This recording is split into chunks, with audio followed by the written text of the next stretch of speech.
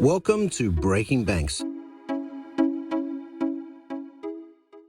Welcome to Breaking Banks, the world's number one fintech podcast and radio show globally, with over 20% of the total fintech podcast audience. In episode 444, we featured a segment on what makes Australia a competitive environment for fintech innovators. We were very fortunate to have the cooperation and support of Austrade, the Australian Trade and Investment Commission, and we had the opportunity to speak to some of the fintech companies working out of Australia that have taken their product and services offshore as well. Now, Australia does fancy itself as a world leader in fintech, with focus on these various fintech products, services, and investment opportunities within the broader fintech ecosystem. Obviously, Australia has to compete regionally with the likes of Singapore and Hong Kong, who have developed strong fintech charters and venture capital support and so forth for fintech startups in those markets, support for fintech visas and so forth in Singapore. We, of course, have the Chinese market with the incredible success of players like Ant Group, Alipay, Tencent WeChat Pay, and others there as well. So Australia has a challenge, not only globally, but within the region, to demonstrate the growth, the success of the innovative and vibrant fintech ecosystem that is emerging there.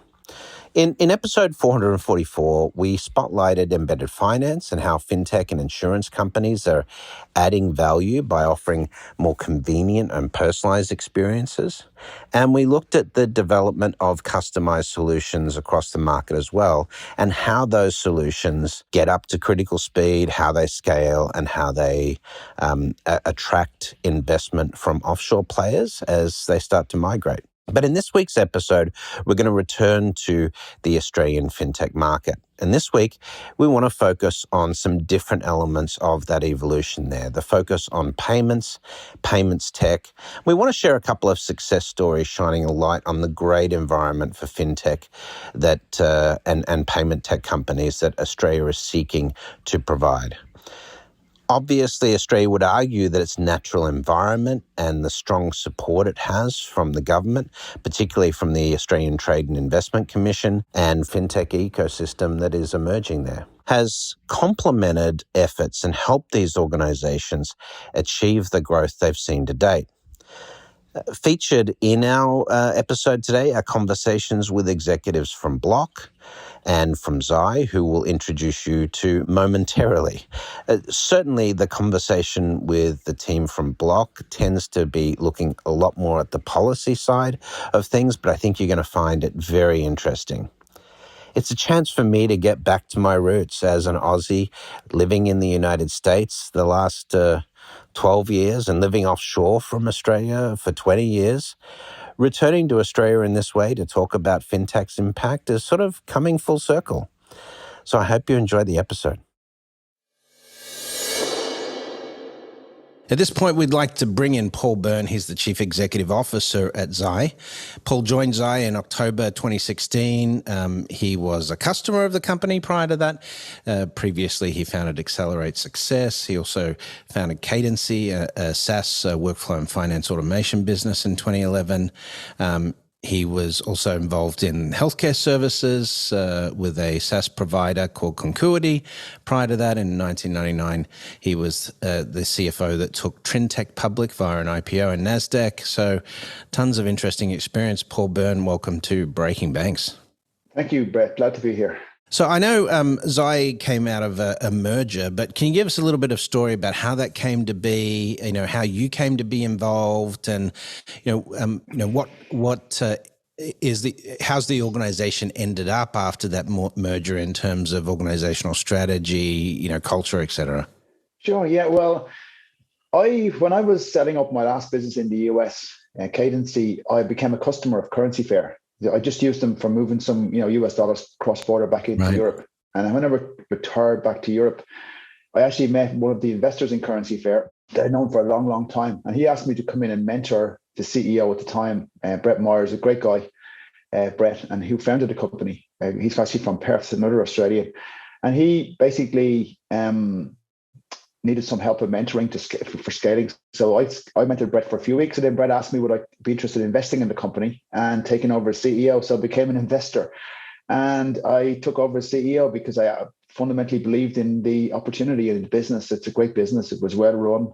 It just needed some scaling help. And we set off on this journey now, which has brought us to Zai. So Currency Fair is a cross-border payment platform. It operates around the world, mainly helping white-collar expats make international payments cheaper than using a bank. And we set about seeking fundraising, and we got Standard Chartered to invest, and they introduced us to Assembly Payments, the Melbourne-based company. Assembly's main business is domestic payments in Australia, really focused in on workflow and management of the payment flows, as well as the actual processing of the payments. So when we looked at what Currency Fair did, which was a global payment network, basically, with its own front end for its own customers, we were able to integrate our network with the Assembly Payments workflow, like create a hand-in-glove global payment solution, mainly focused on businesses who want to scale, not just out of Australia, but also taking that model from we developed in Australia into international markets. And we're in the middle of launching in a whole bunch of countries at the moment around the world.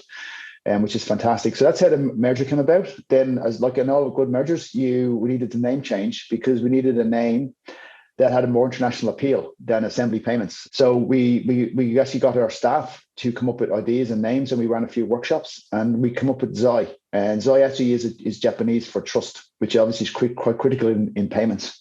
And so it does mean something, as a business, as a name, and that allows us, to really rebrand the company and take it global, which is what we're doing at the moment.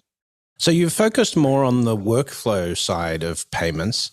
Obviously, apart from the whole fintech space where there's been an explosion of payments capabilities globally, we're now talking about a lot more automation of payments. We're talking about the ability for, devices to make their own automated payments with smart contracts and so forth. So, the workflow part of it, who is the typical user of the workflow engines that you create on the payment side?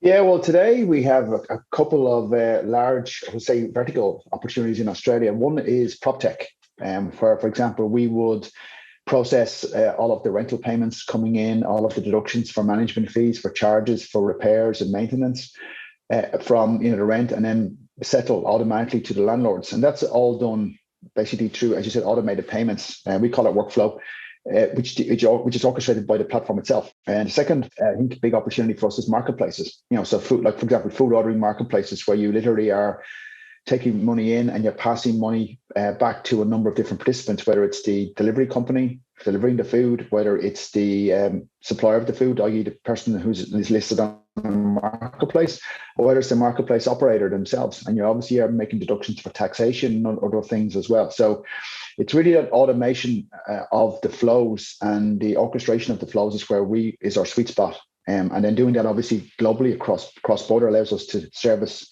Australian businesses who want to go global, Australian businesses, and obviously also scale with those businesses. They add more products and features to their own product set. So they're just two good examples of many examples of what we do.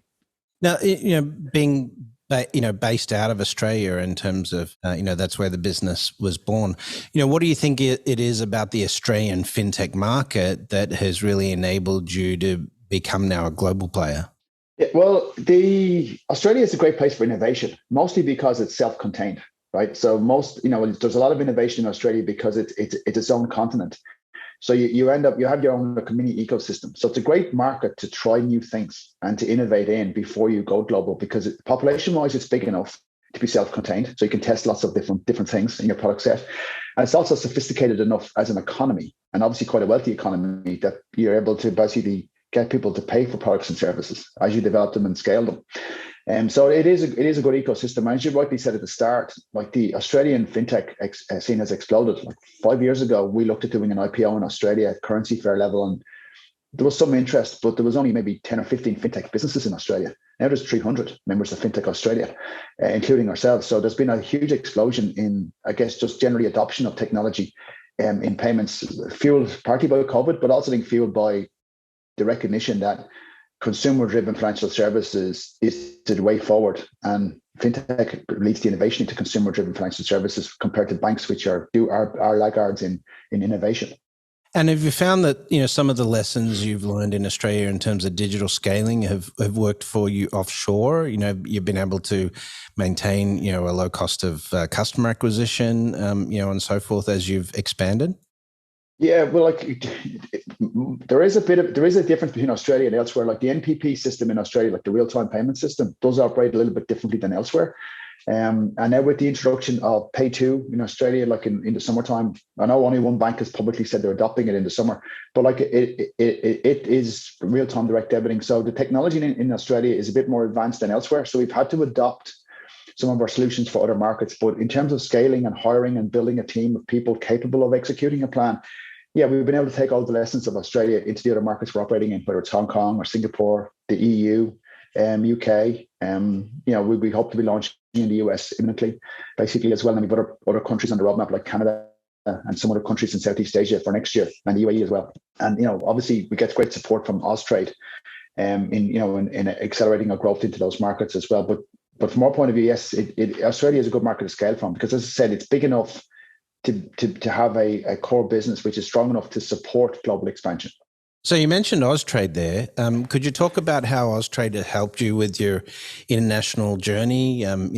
Particularly the Standard Chartered venture investment, and from a regulatory perspective, helping you make the move offshore. Yeah, well, the best benefit Austrade have for us really is a marketing support, like sales and marketing support. So it's using their network of contacts in individual geographies we go into to build connections locally. So, for example, in the UAE, they introduced us to different people by using their Rolodex. And some of those people may probably end up being local partners for us. Likewise, in the US now, we're hoping to be do some partner marketing with them and some trade event marketing with them. Basically co-branded marketing, hopefully, as well. So they're fantastic in terms of their ability to connect you with the right people in individual geographies as you expand and scale. Great. Let's talk about some of the modality issues around payments. We've got a lot of new tech coming into the space. Obviously, mobile wallets have exploded in the world scene, with in 2017, mobile wallets surpassing cards in terms of day-to-day, payments, particularly driven by the Chinese ecosystem. But when we talk about mobile wallets, we're now, talking about, the metaverse with cloud-based wallets. We're talking about smart speakers, identity verification technologies, contactless systems, mobile point of sale, your phone, smartphone turning into a POS terminal and things like that. Obviously, as this expands, you get greater reach. But how do you see this playing out over the next 5 to 10 years in terms of these technologies? Well, I think I would take a step back from technology, and I would look at the way the market is evolving, right? And in a sense of what are the key things that market needs to address to make these devices become omnipresent for payments. So absolutely, mobile phones will become your new bank account, and that's already happening anyway. But a couple of other things need to happen. First of all, everything needs to become real time, and there's a big move to make everything real time. And some real time online banks are real time, but most cross border transactions are still not real time. So I think there will definitely be a move into real time payments. Now, the consequence of that is you need better KYC, know your customer technologies, better anti-money laundering technologies, and better security, right? Because ultimately, if your mobile device is your bank account, then basically if your mobile phone is stolen, then what's to stop people using contactless payments on your technology to override your mobile phone? And consequently, you end up in a situation where your money is lost or stolen effectively. So I think there's going to be a big push in security technology and in KYC and AML type technologies, which will support the continued proliferation of mobile wallets and other types of smart speakers becoming payment devices. Like, for example, we have enabled Alexa to actually make payments, right, from a currency fair. But there's a huge amount of security that goes around that because it's a voice recognition payment system, basically. So there's a lot of more work to be done on the security area. Stable coins will basically make it easier for people to store money digitally instead of storing fiat currency. So we're pushing a lot down that path in the future, and that will enable real-time payments from anywhere, right? And the benefit of stablecoin is you have provenance. You know who owned the money at any point in time. Unlike cash, you don't know who had the cash last before you, other than the shopkeeper who gave you your change, right? So there's a lot of interesting things happening in payments, which you're right will make payments omnipresent, basically, and the need for transactional banking will pretty much dissipate over the next 10 or 15 years. And do you think that the regulators are sort of, I know there's very different regulatory environments instead of in respect to payments, but as this real-time payments push comes and these, KYC and IDV requirements and AML, become standardized, do you see global regulation around payments sort of coalescing, or do you think you're still going to have to deal with, vastly different regulations at different markets? One thing we do see is a lot more cooperation between regulators. Like a lot more of them are adopting the same types of standards now before they grant you a license. And obviously we've applied for licenses in many, many countries. So we see standardization of the application process. We see standardization of the expected level of controls and integrity that you need to have as a business. And that's why we only work with tier one banks, for example, because as you go global, you really want to have your own ecosystem to be tier one enabled, right, and scaled. You don't want to be dealing with peripheral players in the marketplace and bring reputational risk to yourself and your partners. So we do see more focus coming from the banks, the regulators, on who your partner, who's in your network, who are your partners ultimately, because you're only as weak as, strong as your weakest link in your network. And that's important for us. I think there will be more global adoption of regulation. I think there will be definitely, US and Europe will coalesce more in a similar regulation. I think people are looking at what's happening in China and the way China regulates, which is different to the way the rest of the world regulates the individual businesses. But they're learning a lot from the way China operated and the way the super apps have developed in China, basically. And the ECMY wallet now, right? Yes, yeah, and that ECMY wallet, I think, is just the first step for every other country to look at stablecoin or look at their own version of an e-wallet currency, and like we're looking into that as well, and developing some of that technology as well, and that and stablecoin is it's completely different to cryptocurrencies, which are ultimately a trading or speculative currency, whereas stablecoins are just a one-for-one backed with fiat currency. So I do think that there'll be a lot more time spent by regulators trying to understand the difference between the different types of electronic currencies and which ones are tradable on a day-to-day basis, like stablecoin, or the ECMY, and which ones are more investable assets, the same as a house or a share or a stock like cryptocurrencies would be. So I think you'll see a lot more effort from regulators to kind of coalesce globally on standards. And yeah, I agree. Now, you're based in Dublin today. Is the coming Australia-UK free trade agreement that comes into force later this year, do you expect that to have any impact on the business? We do. We expect to have a very positive impact on the business, because obviously the first port of call for a lot of the Australian companies is the UK. The next two will probably be Singapore and the US. But so because we already have a presence in the UK, we would expect that to be very positive for our revenue flows or trade flows, and therefore opens up a lot of opportunity for us, servicing Australian customers and obviously servicing UK customers who are expanding in Australia, right? Because it's a two-way trade flow, basically as well. So we do see that as a great opportunity for us. Great. Well, Paul, how can people find out more about Zai? Basically, hellozai.com is our website, or we also have a consumer brand called Currency Fair, which is the one which services high net worth individuals. So it's currencyfair.com, and we're more than happy to help anybody or answer any questions from anybody who has a better business. Ultimately, we're a customer-driven company, basically solving real payment problems for people. Excellent. Well, thanks for joining us on Breaking Banks, and all the best with the venture.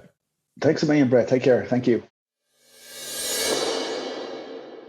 So at this point, we would love to invite Damian Kassabgi, Head of International Public Policy at Block, previously known as Square, obviously. Damian's based out in Byron Bay, hanging out with Chris Hemsworth and Matt Damon, right?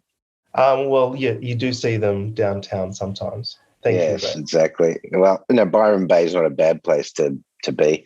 I think it's also the Mary Jane capital of Australia, but let's not get into that. All right. So, Damian, you've been in this space for a while. You were, you've obviously been in the public policy and government affairs space. You're responsible for managing policy at Block, but including the business units at Square, Afterpay, Cash App outside of the US. You also consulted with the Australian Prime Minister's office previously, doing some work with both Uber and Google, and you spent time in San Francisco before heading back to Australia at the start of the COVID, I understand. Yeah, that's right. And, Brett, it's good to be with you. We very much enjoy listening to your podcast, and it's certainly something that is, well listened to and talked about amongst, our circles, people who are interested in fintech and tech in general. So appreciate you having me on. No, it's great. To go to a bit of your background, I think it is, an emerging area that has been really something that has been brought to bear in the last decade, that people who have got government experience and know how to work in government need to also kind of be able to be flexible enough to work with companies as companies emerge and challenge the environment that exists. I did work on digital economy policy in the Prime Minister's office. So it was a natural fit to think about companies like Google and then afterwards Uber, companies that are really trying to do something different, where you turn up and the regulatory landscape that exists is effectively built around old industry. So This is, you'll see most companies now having, well-equipped public policy functions to help guide companies deal with that. No, I mean, obviously, that's something that you and I share in common. That experience in having to talk to policy setting, organizations, or working on policy. I can say even in the US, having done some work with the Obama administration back in 2014 on fintech. One of the areas we identified was the required reform to rule in the US they call the Community Reinvestment Act, which was written in 1977 to define how financial inclusion should be handled. Well, 50 years on, there's significant technology changes around that, but this is a matter of law, and trying to get this changed, even though it's woefully out of date, is still extremely difficult because of all the stakeholders involved and so forth. That's maybe one of the reasons in the US why fintech has not been at the regulatory forefront. Compared with markets like Australia or Singapore or China, for example, where there's been a lot more progressive legislation around fintech licensing and so forth. But because you've got at the heart of US branch operations this Community Reinvestment Act, which means that some banks that have branches in and they're the last branch in a town aren't able to close it because it's deemed as a essential mechanism for financial access. But of course, in other jurisdictions, such as in Australia, we now have fintech licensing. 86400 were just recently acquired by ANZ, in Australia. But from a policy perspective, where do you think the most significant changes are coming in financial services right now, apart from the emergence of these specialized fintech charters? You got any thoughts on that? Yeah, absolutely. Look, it's a great question. And I think, the emerging theme that we're seeing is, what is government trying to do in relation to the reduction of consumer harm? So a lot of the laws that have been written with good intention. They've been written with the intention of, how do you protect the consumer at the end of the day? Unfortunately, though, some of those laws are not fit for a new environment. And, Afterpay, where I've worked for 4 years now, is a clear example of that.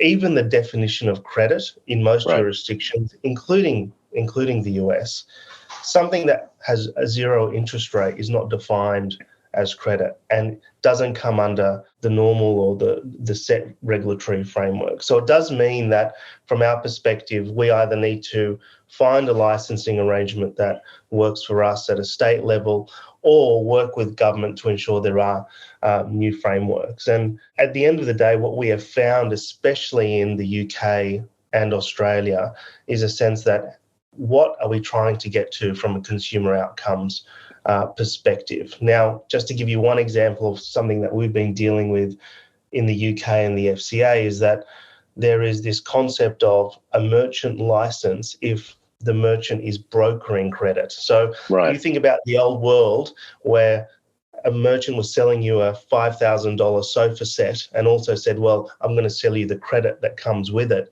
They needed a license for that. And, we turn up in the UK and they go, okay, well, is this kind of credit broking? Is the fact that you're allowed to offer a product that allows someone to pay for something in 4 installments credit? And does that mean every single merchant in the UK needs a license to offer our product? Well, for us, obviously, the answer is no, because there's a different risk profile. But that kind of gives you a very practical example of the kind of laws that we come up against. Now, it's interesting because one of the other elements of Afterpay, and Afterpay really was a pioneer in buy now, pay later. Of course, we're more familiar with Klarna and Affirm out in the US and in Europe, but Afterpay was a real leader in this respect. But, the reality is this type of contextualization of credit access at the moment of purchase, sort of built into the purchase experience, is an obvious evolution of this technology. We can see this even potentially happening with home mortgages in the future, where you walk into a listed property and have an offer for financing there on the spot. So I do think this is a natural progression of lowering friction in terms of access to credit with the technology piece. But as a policymaker or as a policy setter, how do you see products like buy now, pay later in that progression of the way credit seems to be evolving? Yeah, look, it's a good question, and you kind of hit on an important point here around the kind of immediacy of the product. The product, Afterpay, just to explain to your audience, is simply a pay-in-4 product. It was invented in Australia. The founders are Australian. So yes, there is the Klarnas and the Affirms and others in the world who are doing similar things, but they did start off in what I would call a finance perspective, where, similar to a credit card, there is this concept of, I'm going to approve $5,000 or $10,000 for you as a line of credit. What Afterpay said was, this is not a line of credit. This is something where at the point of purchase, as you say, you can make a decision to purchase a pair of jeans instead of $100 for 4 installments of $25. We take on the risk as the company and the merchant gets the sale. What the consumer does is not have to enter into a line of credit situation. They don't have to be in a situation where they've got a $10,000 debt credit card exposure. Right. They can simply just have the $100 exposure. But what we do is ensure that there are kind of safety mechanisms throughout the system. So yes, it's easy and quick, but it's also safer. 1, the debt is lower. 2, 25% is due up front. 3, most people are using their debit card. Like 98% of people are using their own money and savings to make the purchase. So it's debt in a kind of very different way. It's very transparent. The payments are due every 2 weeks, and there are reminders in-app and through text message that these payments are there to be made. So from our perspective, this is a safer way for consumers. And what we've built a business model on is making money from the merchant, not the consumer. And that, I suppose, is a key difference between us and traditional credit. Right. No, it's interesting. There's interesting psychological elements to this. Clearly, the psychology of being able to make a purchase and having it done in a fairly frictionless way with access to credit. But the other element is also the credit management piece of this. As you said, the 2 weekly reminder in app and the coaching element, that you sort of build in from a nudges perspective. That also would I assume be better from a risk profile perspective. But talk about how consumer psychology plays into this. It's a great question. And look, the surveys we've done around this is that consumers, without us even prompting, describe Afterpay as a budgeting tool, to your point. So they don't see it as a line of credit because it's not a line of credit. They see that the money's coming out of their debit or saving account and that they're using a debit card. So there is a psychology one in using your own money. I know that I get paid every 2 weeks or every month, and I can smooth my payments over by knowing when the money's coming out of my accounts. The second thing here is that you know your limit at any one point because you're being told in-app when the actual payments are due.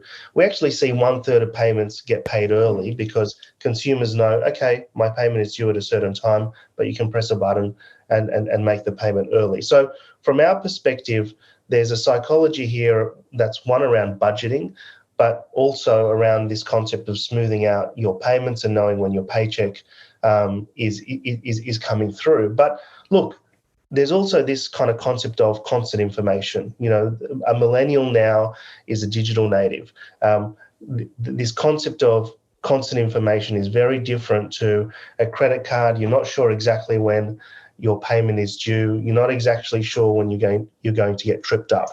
A lot of credit card companies say that, oh, well, if you pay your outstanding balance off every month, then you pay no interest. But what we've seen both in the US and the UK is that more than 50% of consumers are paying some form of interest payment, and a lot of them are paying interest payment because they didn't realize when their payment was due. At the end of the day, Afterpay's best customer is one that pays on time because we're clipping the ticket from the merchant. So when the merchant sells the pair of jeans for $100, we're taking a percentage out of that from the merchant, and we're trying to not charge the consumer. Whereas for a credit card, the best customer is someone who is late, paying that interest-free. That 19%, yeah. Absolutely. And look, when interest rates have been at their lowest in a generation, we've still got an average of 19, 20% interest rate cards out there. Do you know that the credit card industry has a name for those customers? They call them revolvers because they're revolving that line of credit. They love revolvers. They make the most money out of revolvers. 100%. And you mentioned 19%. Some of those revolvers over time, especially if that debt is kept for more than a year, are paying 40, 50, 60% interest on the original purchasing. So look, what consumers are responding to and the market that is being disrupted here by Pay in Full specifically is what you've described as this revolving debt cycle. People are saying, that's the old way. That causes me stress. I get charged something that I wasn't sure. This is clear and transparent.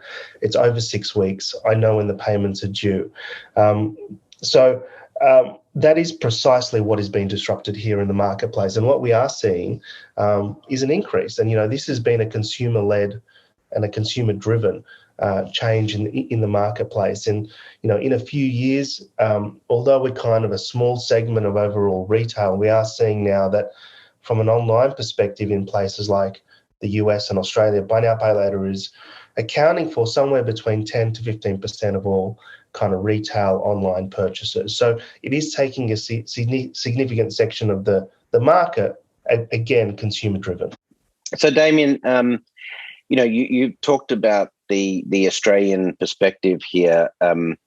Australian fintech has come a long way in a fairly short period of time. They started a little late, I would say, globally. But, obviously, we are seeing a ton of stuff coming out of Australia. You've got Atlassian, Afterpay. We see, of course, some pretty significant challenger banks emerging. 86400 did well with their acquisition. Westy over at Volt, and others are making some good progress. But what would you say are the opportunities, particularly around mobile wallet and mobile payments in the Australian market? Because early on, of course, there was a great deal of resistance to Apple Pay. There was. Look, it's a good question, and I kind of want to answer that in two ways. I think what is very clear about the Australian market is technological adoption is one of the highest in the world. Highest percentage of smartphone users in the world, one of the highest rates of tap pay payments in the world. So there is this concept of fast adoption in Australia. I think that's the first point. The second point is that the adoption of Apple Pay was more a resistance from the banking sector, not one that was that emanated from consumers. I do think there is kind of this question as to, what does the future look like of a ubiquitous service that is not necessarily controlled through one NFC chip in one phone. And, that space is moving quickly. Like, looking at the Cash App product that's, available in the US now, the fact that you can use a barcode and bypass all kind of Visa, MasterCard rails, NFC chips, etc., is kind of its own little revolution in relation to the fact that less processing costs for merchants, quicker access for consumers. So this space is going to constantly get disrupted. So I think it is interesting to watch, and I do think that Australia is a place that is a good testing place as well as a place of fast adoption. But to your point, I think that, what has happened in the last 5 years is that Australia has shifted from fast adopters to creators themselves. Afterpay is very proud of the fact it is the first consumer-facing tech to go from Australia to Silicon Valley rather than the other way around. Australians are very used to receiving the Ubers, Airbnbs, Twitters, Googles and Facebooks of the world. So this is really the first time a US and UK consumer are kind of using an Australian tech product and innovating for the first time. And we hope to see more of that. But to your point, Atlassian is one of the, from a market share perspective, one of Australia's biggest companies, listed on the New York Stock Exchange. Yeah, they've done well. Yeah, and there's companies like Canva coming through that, are not listed yet, but are kind of probably the largest in their space around the world. So it is emerging. We're seeing a lot coming out of the UK as well, Revolut, etc. So, I think what COVID has done as well is kind of basically ensure that, people who want to do something innovative don't necessarily have to be in Silicon Valley. And yes, there's going to always be hubs in Silicon Valley, but it is clearly very possible to work on stuff around the world now in a way that kind of didn't exist before. All right. Well, hopefully that'll continue to mean that Australian companies make traction globally. Certainly, we see a lot of them coming offshore for funding. But because we're just running out of time, Damian, but how can people find out a little bit more about Afterpay and about some of the innovations you're talking about? Yeah, well, look, it's really easy, afterpay.com or .com.au, depending on where you are. We are part of Block now and very kind of excited about being part of that ecosystem. The fact that we're partnering with companies, or now part of a company rather, that has Cash App, the Square terminals, is right into crypto is something very exciting for us and for the future of payments. So do check it out, afterpay.com. Fantastic. Well, thank you, Damian Kassabgi, who is the head of international public policy at Block and Afterpay. Also, a call out to Austrade, who helped us put this show together. Listeners looking to learn more about investment or trade opportunities in Australian fintech should definitely reach out to the Australian Trade and Investment Commission, also known as Austrade. Check out www.austrade.gov.au/fintech. That's www.austrade.gov.au/fintech. Damian, thanks again for joining us, and keep us in the loop. We'd love to have you back on the show at some point in the future.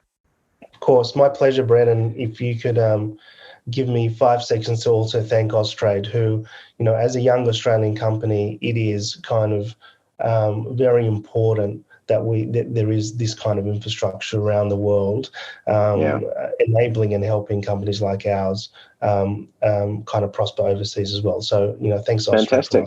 And thank you. Awesome. Oh, we are backstage at Consensus with my good pal Henri Arslanian. Welcome back on to Breaking Banks, dude. Thanks, Brad. Good to see you here in Austin, Texas. So, tell me a bit about what's been happening at Consensus, and what have you seen as the trends here? What's the big discussion points? Absolutely. I've been coming out Consensus for 4 or 5 years. Every year, it's becoming more and more interesting. Just to put things in perspective, this year there's over 17,000 registered attendees, which makes it one of the biggest crypto conferences in the world. Some of the big trends that have really caught my attention, one of them is a number of institutional institutional investors you are here. You're seeing for the first time a lot of pension funds, a lot of large allocators, sovereigns who are here learning about crypto and looking at how ways they can allocate to the ecosystem. But at the same time, maybe in the next room, you're having entrepreneurs, developers thinking about a Web3 and really the cutting edge of DeFi. So very interesting how these roles are coming together. But definitely one of the big trends is how the industry is becoming more institutionalized. And at the same time, by the way, how the policymakers and regulators are coming in as well, which many of them were here this week as well. Absolutely. Now, I understand you also had a book signing here for new book. Tell us about the new book. Absolutely. I'm very excited. After 2.5 years of hard work, my latest book, The Book of Crypto, just came out. It's really the title is The Complete Guide to Understanding Bitcoin, Cryptocurrencies, and Digital Assets. And really my goal with that book was in 400 pages, really provide to anyone who wants to learn about crypto a solid foundation. Really, I covered not only the history of money, how we ended up, from the cowries and using cattle as money to what we have now, but really the foundations to everything we're seeing in crypto. For example, I covered how Bitcoin works, what is proof of work, what is proof of stake. I covered the top 20 cryptocurrencies we see in the market, but also some of the verticals as well. For example, stable coins, central bank digital currencies, what DeFi, Web3, NFTs. So my goal is that my audience is, let's say somebody who's in fintech, wants to learn about crypto, this book will be the perfect bridge, or somebody who's not in crypto or fintech at all, this book will at least provide them the foundations to be able to either work in the space, invest in the space, or just be more active in it. And this is interesting because you've done, of course, a lot of programs as an academic or a theorist in the space. So you can bring the practical expertise of running, crypto programs for PwC, and now you're starting a hedge fund in the space. Plus, you've also got the academic experience. So it helps you put together a really solid, textbook on that, if you like. Yeah, exactly. That was one of the reasons, as Brett, you may know, I've been teaching fintech since 2015. Right, yeah. And obviously, there's a lot of my education. That was at Hong Kong University? University of Hong Kong, where I'm an adjunct professor. And of course, I have a lot of educational material. I have online courses. I have a lot of things on my YouTube pages. And as you mentioned, I'm right now launching a new crypto hedge fund.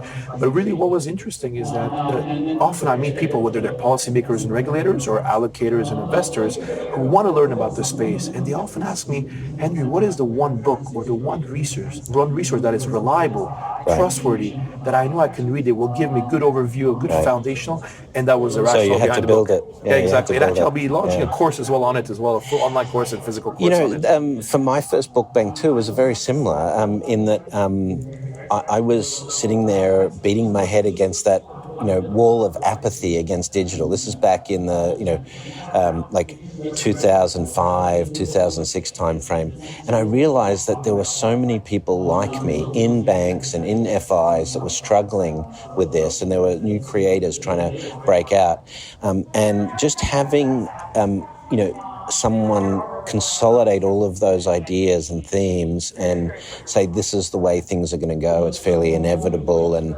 these are our paths and options, I think is hugely useful for the industry. So well done. Absolutely. Thank you. And I think that was one of the drivers behind as well. For example, if you're a young university student, you can go to an event, meet up and raise your hand and ask a question. However, if you're a bank CEO, you're a regulator, you're a policymaker, you cannot go to these events. Yeah. And this was actually one of the rationales why behind drafting the book. It's very tricky to write a book about crypto because the ecosystem moves very quickly. For example, I wrote a section about DeFi in January 2020, where total value lock in DeFi was less than $1 billion. Now it's $200 billion.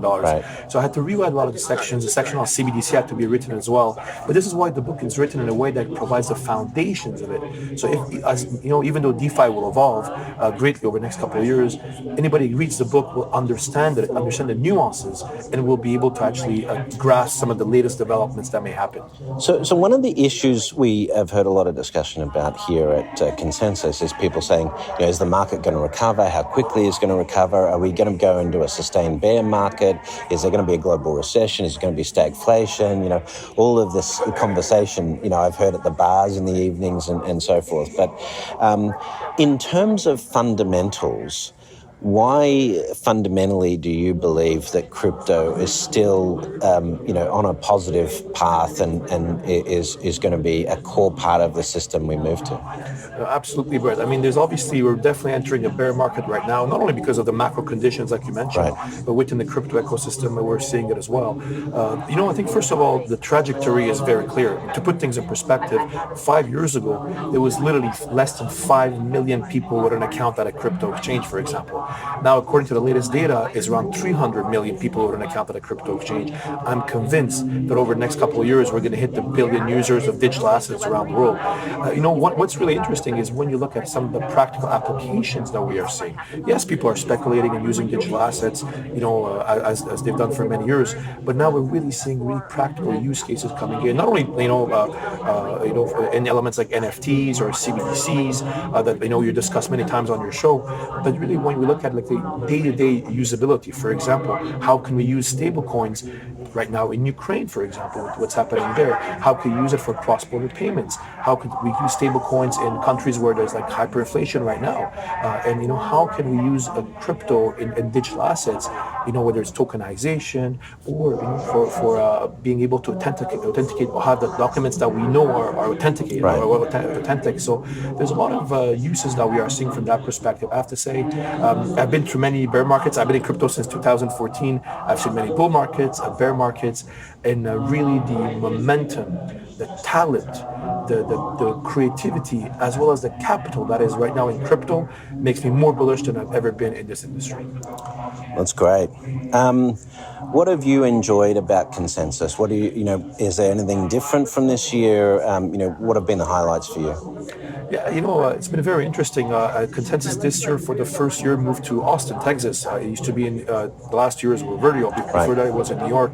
The first thing we realized is the sheer number of attendees. Right. So there's 17,000 registered attendees, but there's way more that are just in the city having meetings in hotel rooms, like it's often the case. What I found personally the most interesting for me was really not only the fact that many regulators were here, not only the fact that many institutional allocators were here, but also how the industry now is more mature and professional. Yes. There was an era 4 or 5 years ago. It was what I call crypto 1.0. Right, the Wild West. Exactly. It was very, we're very early days. It was very entrepreneur driven. Right now, what we're seeing is that these are becoming real businesses with not only where there's a bit more maturity as well on the business planning and even boring stuff like governance, processes, procedure. How these entrepreneurs now are that happens when you start business. getting big investment dollars coming in, right? It helps, I think, put some a bit more framework around it. But really, it's been really amazing seeing how the ecosystem has been evolving.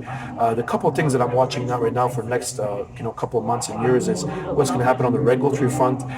Of course, following the Luna crash that we had a couple of weeks ago, what's going to be the fallout on that? And that's a very good example. I mean, despite that, we literally had $40 billion wiped out overnight from one company. Ecosystem has been doing pretty well. Exchanges are still functioning. There's been margin calls, but everything functions quite well, which is very different from what we had in traditional finance in 08, for example. So that's one thing I'm following. I'm following what's happening on the broader policy-making space and regulators, following what a lot of these institutional allocators are doing, and also then what a lot of the money managers are doing as well. I mean, to put things in perspective, according to a recent report that was published this week, about 67% of traditional hedge funds are looking at increasing their allocation to crypto this year. Right. And to put that in perspective, I mean, the total hedge fund AUM is $4 trillion. Right, exactly. There was about $400 billion of assets that were surveyed. If 1% increase on that is already more than the total AUM of crypto native hedge funds, which is $4 billion. So a lot of activity there. And of course, following what's happening on the NFT side, I think very interesting developments there. And of course, what's happening on the broader Web3 frontier. So very interesting. And we had over 200 billion invested in fintech last year. The fintech market size is now over 7 trillion. So, this is a trend globally that sort of seems to be largely inevitable in terms of this shift to digitization. From the early days, we started coming on your show. I mean, where fintechs were still fringe. I know. Fintech has become mainstream from that perspective, and I think we're seeing it in every perspective. And there's other verticals as well. One of them is gaming. Yeah. I really I think the combination of gaming and crypto, where we have over 3 billion gamers in the world, I think that's another big development we're seeing. And that ties and the into metaverse fintech. is very similar. Yeah, exactly. Absolutely.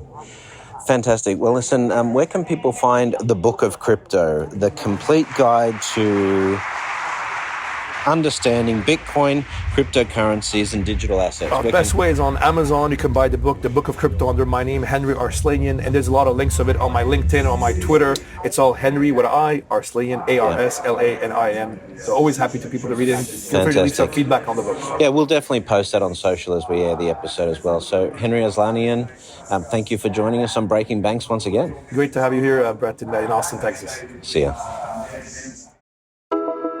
That's it for this week. If you like the show, make sure to give us a 5-star rating on your favorite podcast platform, or share it with a friend, or share it on social media. We'll see you again next week with more Breaking Banks.